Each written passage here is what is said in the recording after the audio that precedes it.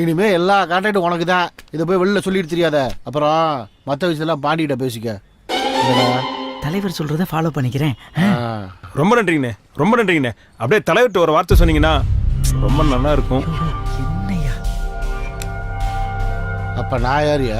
அது இல்லைண்ணே, செக்கில் கையெழுத்து போடுறது, கலெக்டர் மீட்டிங் போகிறது, அதிகாரம் பூரா அந்த அம்மா கையில் தானே இருக்கு. அதான் ஒரு வார்த்தை சொல்ல சொன்னேன். தலைவரே, ஏய் என்னடா பேசுறான் அந்த ஆளு? தப்புதான். சொல்லி கூட்ட அவர்கிட்ட போய் தலைவர் அது இதுன்னு பேசிக்கிட்டு அவர் தான் எங்க எல்லாமே. அவர் உட்காருனா அந்த அம்மா உட்காரும், நில்லுன்னா நிக்கும். அவர் ஒரு இன்ஜின் மாதிரி, அந்த அம்மா வெறும் கூடு. இன்ஜின் நினைக்க வெளியே தெரிஞ்சு பார்த்துட்டு இல்லப்பா இல்லப்பா இல்ல ரொம்ப பேசினா அப்புறம் கான்ட்ராக்ட் கை மாறிடும். பரவாயில்லையா? பண்ணி பார்த்து பண்ணுப்பா. அவர்கிட்ட நான் பேசிக்கிறேன், வந்து தலையை மட்டும் ஆட்டு.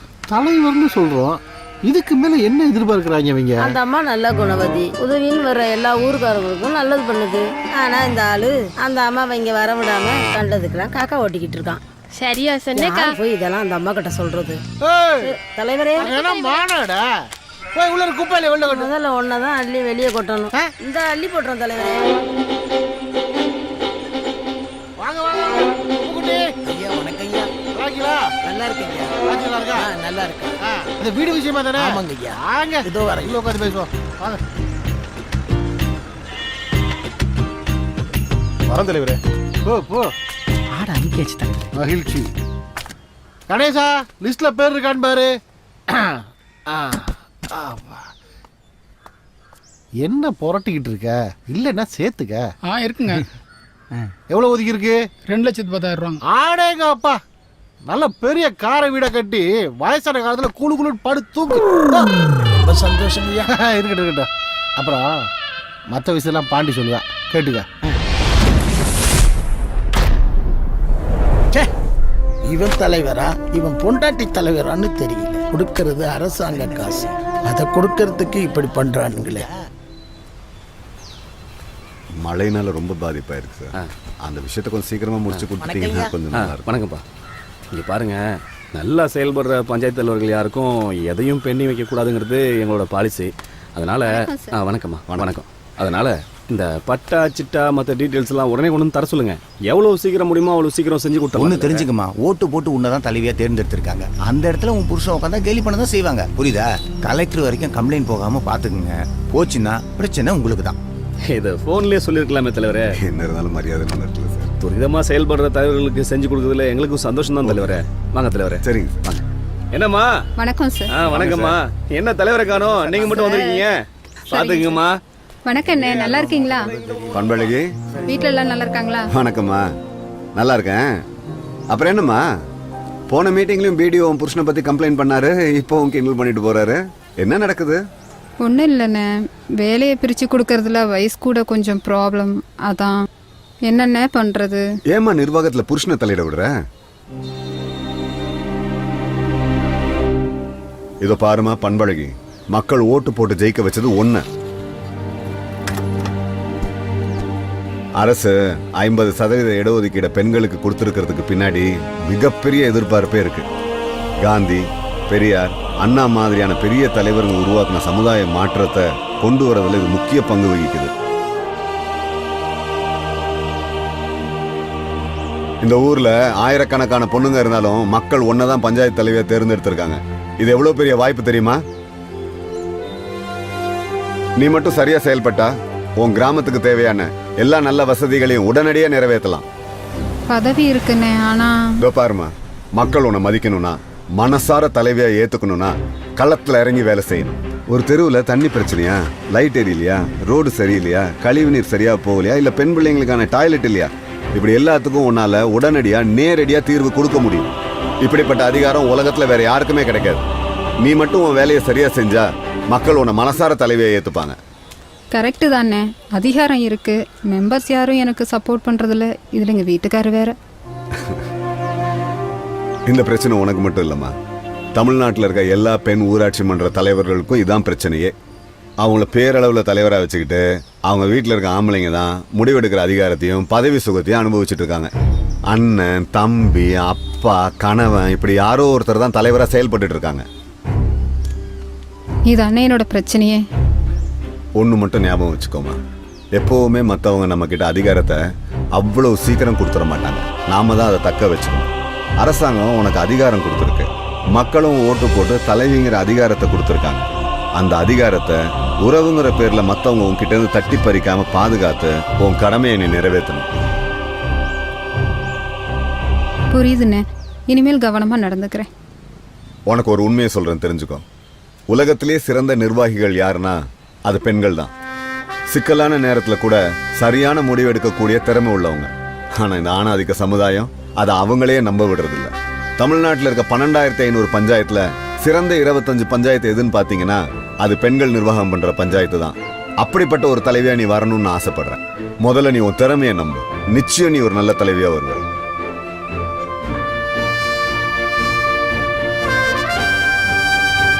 நிச்சயமா முயற்சி பண்றேன்னு.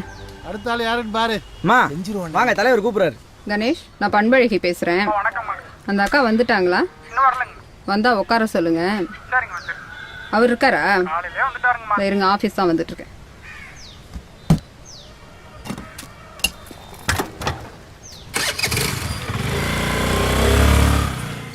தலைவரே வந்துட்டாங்க. வாங்க வாங்க. வணக்கம் வணக்கம் வணக்கம். வணக்கம் ஐயா. கணேசா, லிஸ்ட்ல பேர் இருக்கான்னு பாரு. தலைவரே, அவங்க பக்கத்தூர் பஞ்சாயத்து. இருந்தா என்ன சேர்த்துக்க முடியாதா? வேற ஏதோ வேலையா வந்திருக்காங்க தலைவரே. அப்படியா? சொல்லுங்கம்மா, என்ன விஷயம்? என் பொண்ணு வேலை விஷயமா தலைவர் பார்க்கலாம் வந்திருக்கோங்க.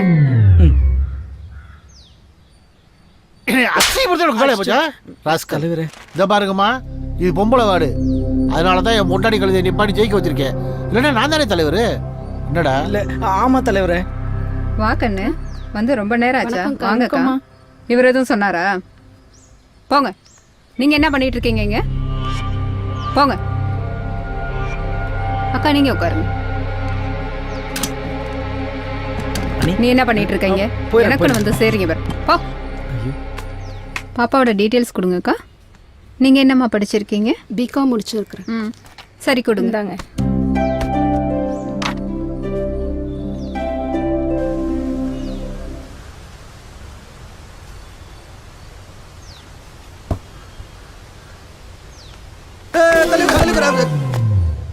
ஏன்டா அந்த அவசரத்துல போடா.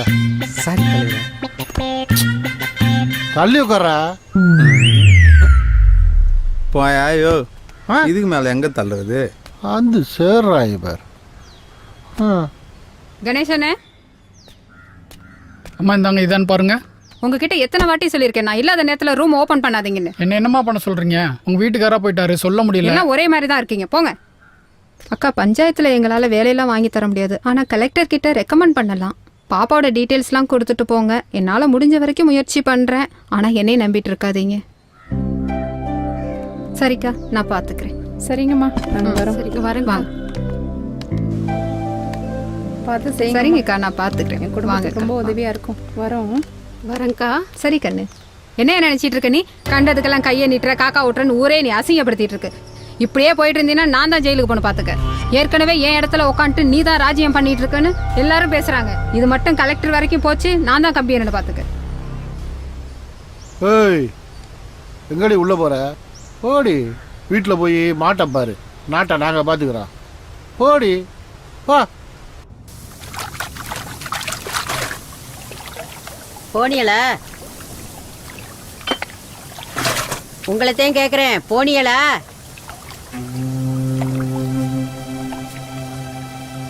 என்ன சொன்ன அவ?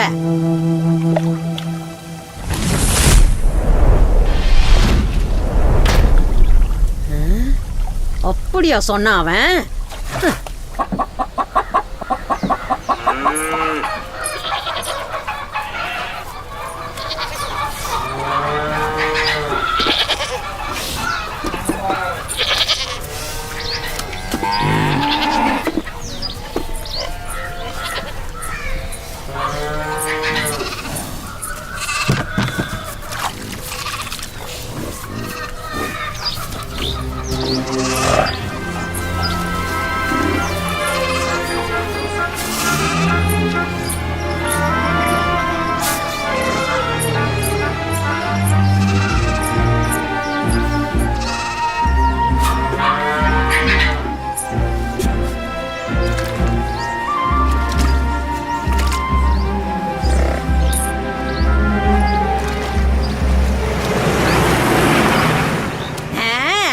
செய்யத்தா செய்.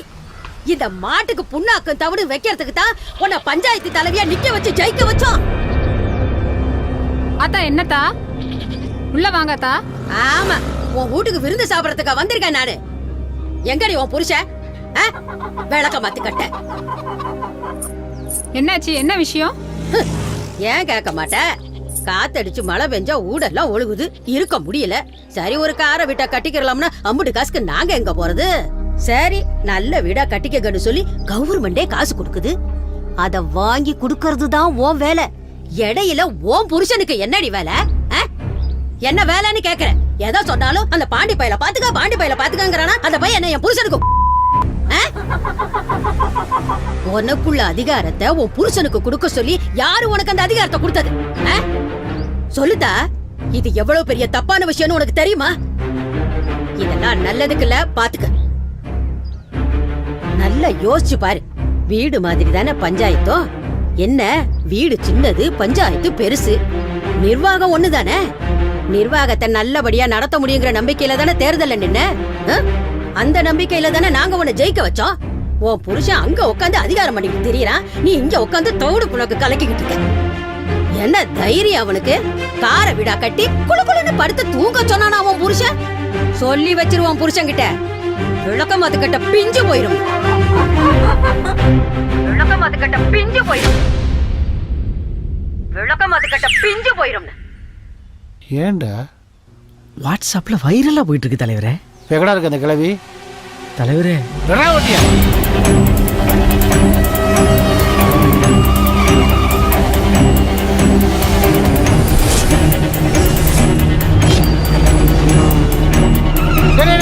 அந்த கிழவி இங்கே பாரு. திருப்பிட்டேன்.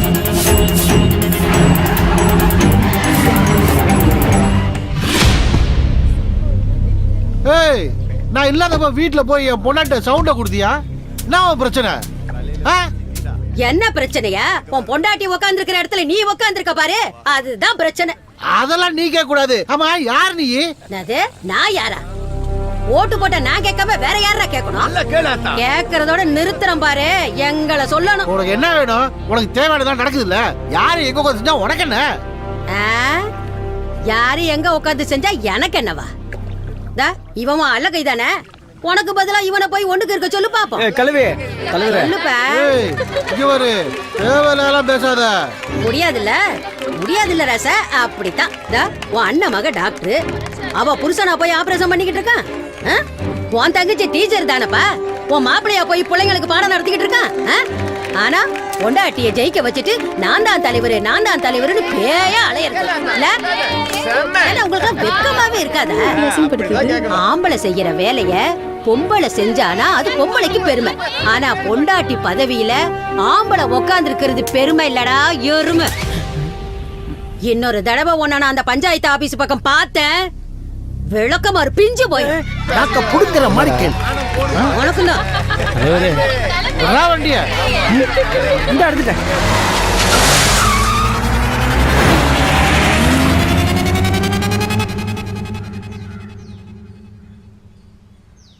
வணக்கம் மேடம். வணக்கம் மேடம், லேடி பஞ்சாயத்து தலைவர்கள் பற்றி ஒரு டாக்குமெண்ட்ரி பண்றோம்.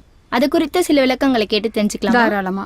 ஓகே மேடம், இந்த தலைவர் பதவிக்கு நீங்களா விருப்பப்பட்டு நின்னீங்களா இல்ல மத்தவங்க யாராவது வற்புறுத்தி நிக்க வச்சாங்களா? உண்மையை சொல்லணும்னா ரெண்டும் தான். கொஞ்சம் விளக்கமா சொல்லுங்களேன். உண்மையை சொல்லணும்னா காலேஜ் முடிச்சுட்டு கல்யாணம் பண்ணி குழந்தை குட்டின்னு சொல்லி லைஃப் வேற ஒரு ஸ்டைலில் போயிட்டு இருந்துச்சு. அப்போ எங்கள் வீட்டுக்காரரு நம்ம பஞ்சாயத்தை வந்து லேடிஸ் தொகுதியாக அனௌன்ஸ் பண்ணி இருக்கிறதா சொல்லி என்னை நிற்க வச்சார். ஓகே, இப்போ குடும்பத்தையும் பதவியும் பார்க்கறது எப்படி முடியுதா இல்லை குழப்பமா இருக்கா? ஆரம்பத்தில் கொஞ்சம் குழப்பமும் பயமும் இருந்துச்சு, ஆனால் போக போக சரியாயிடுச்சு. இன்னும் சொல்லணும்னா முன்னாடியை விட இப்போ தான் நல்லா பண்ணிட்டு இருக்கேன். எப்படி சாத்தியம் மேடம்? கலெக்டர் ஆஃபீஸில் இதை குறித்த சில பயிற்சிகள்லாம் நடத்தினாங்க. அதை சரியாக கவனித்து புரிஞ்சுக்கிட்டேன். அது இல்லாமல் நம்ம பஞ்சாயத்து தலைவர் கனி அண்ணன் எனக்கு சில அறிவுரைகள் கொடுத்தாங்க. ஓகே, ஆனால் நீங்கள் வீட்டையும் அவர் ஆஃபீஸையும் பார்த்துக்கிறதா வெளியில் பொதுவாக பேசிக்கிறாங்க. அதை பற்றி நீங்கள் என்ன நினைக்கிறீங்க? அவர் அரசியலில் இருக்கிறதுனால அவருக்கு நிறைய எதிரிகள் இருக்காங்க. அவங்க கிளப்பி விடுற புரளி தான் இது. மற்றபடி அவர் எனக்கு நிறைய அறிவுரை சொல்கிறாரு, ஹெல்ப் பண்ணுறாரு. இது ஒன்றும் தப்பு இல்லையே மேடம். நீங்கள் சப்ப கட்டுறீங்க மேடம். அதான் உங்கள் ஹஸ்பண்டோட தலையிட வாட்ஸ்அப்பில் வைரலாக பார்த்துட்ருக்கோம்ல. ஓ அதுவா? அவங்க கோவம் நியாயமானது தானே.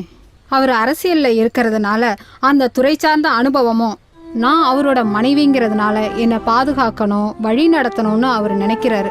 அவர் நினைக்கிறதுல ஒன்றும் தப்பு இல்லையே. ஆனாலும் ஒரு விஷயத்த மறந்துடுறாரு. எனக்கும் அறிவு இருக்கு, திறமை இருக்கு அப்படிங்கிறத அவரு புரிஞ்சுக்கணும். இது ஒரு அன்பு சார்ந்த மடமைதான். அவர் மனைவின்ற உரிமை எடுத்துக்கிறாரா இல்ல உங்க அதிகாரத்தை தட்டி பறிக்கிறாரா? நான் நடத்துறது நிர்வாகம், அரசியல் இல்ல. இப்போ ஒரு பிளாக் ஆபீஸ்னு எடுத்துக்கிட்டீங்கன்னா ஒரு பிடிஓவுக்கு என்ன அதிகாரம் இருக்கோ அதே அதிகாரம் பஞ்சாயத்துல எனக்கும் இருக்கு. இப்போ ஒரு பஞ்சாயத்து ஆபீஸ்ல எது நடந்தாலும் நடவடிக்கை எடுக்கணும்னா நான் ஒரு அதிகாரியா தான் நடந்துக்கணும். அவரு இந்த அமைப்பை இன்னும் புரிஞ்சுக்கல. தான் மனைவி தானே, அவளுக்கு இருக்கிற அதிகாரம் எல்லாம் நமக்கு இருக்குன்னு நினைச்சுக்கிட்டு நான் செய்ய வேண்டிய வேலையெல்லாம் அவர் செய்ய ட்ரை பண்ணிட்டு இருக்காரு. வீடு வேற, நிர்வாகம் வேற அப்படிங்கறத புரிஞ்சுக்கிட்டாருன்னா எல்லாம் சரியாயிடும்.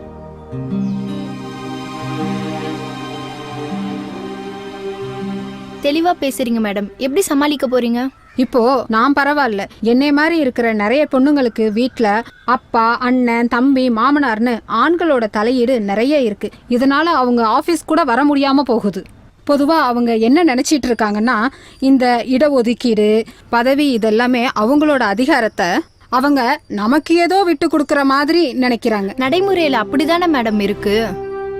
அது மாறணும். 50% ஒதுக்கீடு இந்நாட்டு பெண்களுக்கு கொடுக்கப்பட்டதை தவிர பல ஆண்கள் நினைக்கிற மாதிரி அவங்க பொண்டாட்டிக்கோ மகளுக்கோ மருமகளுக்கோ கொடுத்த ஒதுக்கீடு இல்ல. ஆண்கள் நிறைய மாறணும். தங்கள் மனைவி, மகள், மருமகள் அப்படின்னு முன்னிறுத்தப்பட்டிருக்கின்ற பெண்களுடைய திறமையை அவங்க புரிஞ்சுக்கணும். அவங்களுடைய அறிவையும் நடவடிக்கையும் ஏத்துக்கணும். பெண்களை மதிக்கணும். அப்பதான் இந்த நிலை மாறும். எப்போ இதெல்லாம் சரியா நடக்கும்னு நினைக்கிறீங்க? மாறும். இப்ப என்ன பாருங்க, என் கணவர் எனக்கு தனிப்பட்ட முறையில அறிவுரை சொல்றதோட நிறுத்திக்கிறேன். ஆபீஸ்க்கு வரதையோ முடிவுகளை எடுக்கிறதுல கலந்து ஆலோசிச்சு வெளிப்படையா சொல்றதையும் நான் அனுமதிக்கிறதே இல்ல. 50% ஒதுக்கீடும் பெண்கள் உள்ளாட்சி அமைப்புகள்ல பதவியில இருக்கிறதும் இந்திய அரசியலமைப்பும் தலைவர்களும் பெண்களுக்கு கொடுத்த உரிமை. அது வீட்டுக்காரரோ அல்லது வீட்டுல இருக்கிற ஆம்பளைங்களோ நமக்கு விட்டு கொடுத்த சலுகை இல்ல அப்படிங்கறத பெண்கள் புரிஞ்சுக்கணும். வீடு வேற, நிர்வாகம் வேறன்ற தெளிவான முடிவு ஒவ்வொரு பெண்ணும் பெற்றுட்டா எல்லாம் சரியாயிடும். நன்றி மேடம். இந்த தெளிவான சிந்தனையும் பேச்சு கேட்கிற பஞ்சாயத்துல இருக்க எல்லா பெண் தலைவர்களுக்கும் நம்பிக்கையும் தைரியத்தையும் கொடுக்கும். வாழ்த்துக்கள் மேடம். நன்றி, வணக்கம்.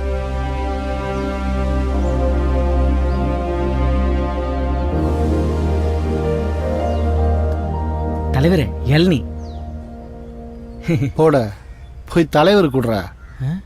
போடா போ.